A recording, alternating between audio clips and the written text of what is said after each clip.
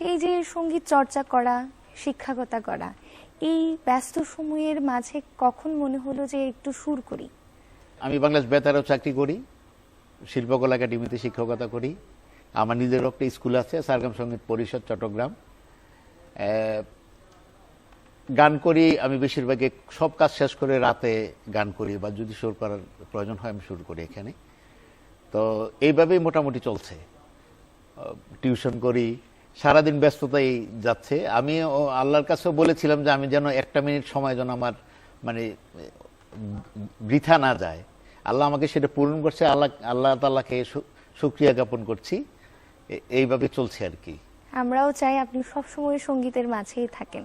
এবারে কোন গানটি শুনবো? এবারে যে গানটি করবো একটা মৌলিক গান। এই গানটির কথাও শুরু করেছেন আমাদের বিশিষ্ট সঙ্গীত পরিচালক ফরিদ বঙ্গবাসী। তো ওনার একটা গান আমি করছি। এই গানটা আমার খুবই পছন্দের একটা গান।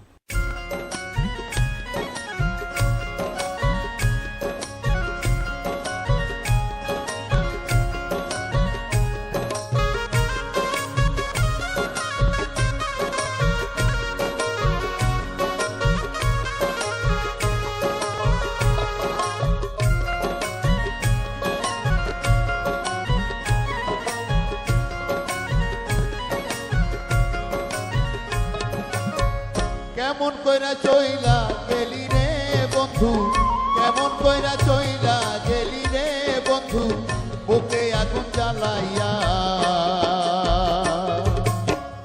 আমি যে তোর আপন ছিলাম না, বুঝলাম তোরে হারাইয়া। আমি যে তোর আপন ছিলাম না,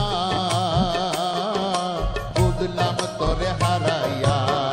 কেমন কইরা চইলা গেলি রে বন্ধু, কেমন কইরা চইলা গেলি রে বন্ধু, ওকে আগুন জ্বালাইয়া। আমি যে তোর আপন ছিলাম না,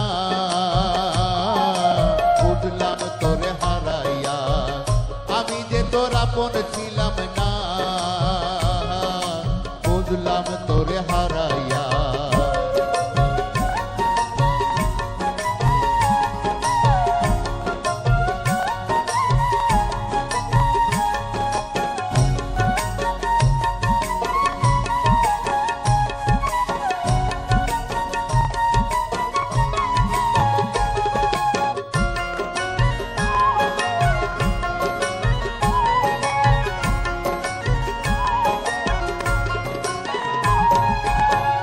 আপন মানুষ জানতাম তোরে ভাবি নাই গোপন, ভালোবাসা পরাণ দিছি বন্ধু কইরা ঘর।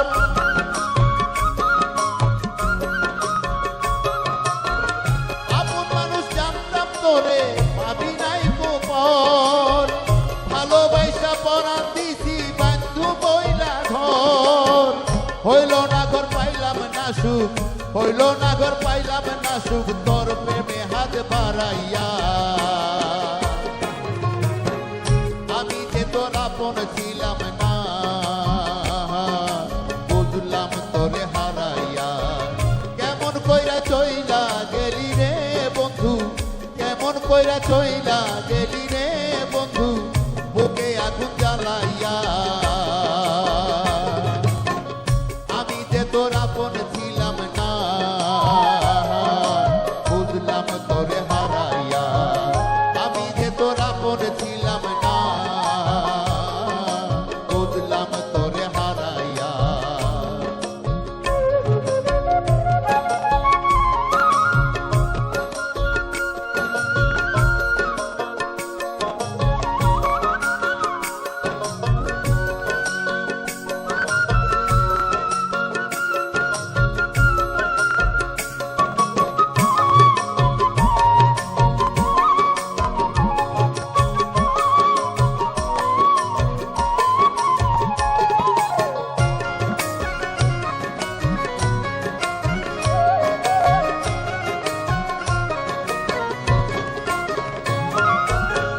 সুখের আশায় কইরা মানুষ ভালোবাসা করে, সুখ তো পায় না সুখের আশায় কান্দা কান্দা মরে।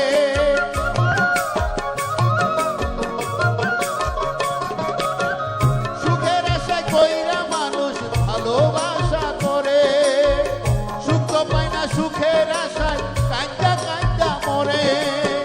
তোর পিড়িতে দিলে আমায়, তোর পিড়িতে দিলে আমায় বিষের বড়ি খাওয়াইয়া।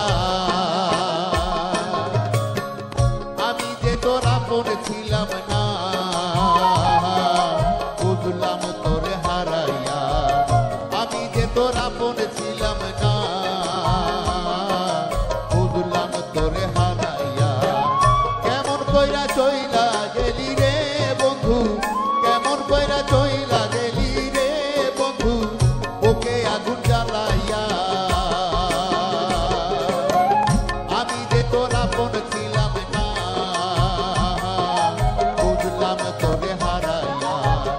আমি যে তোর আপন ছিলাম না, বুঝলাম তোরে হারাইয়া। আমি যে তোর আপন ছিলাম না, বুঝলাম তোরে হারাইয়া। চমৎকার লিখনি, তেমনি সুন্দর গায়কি।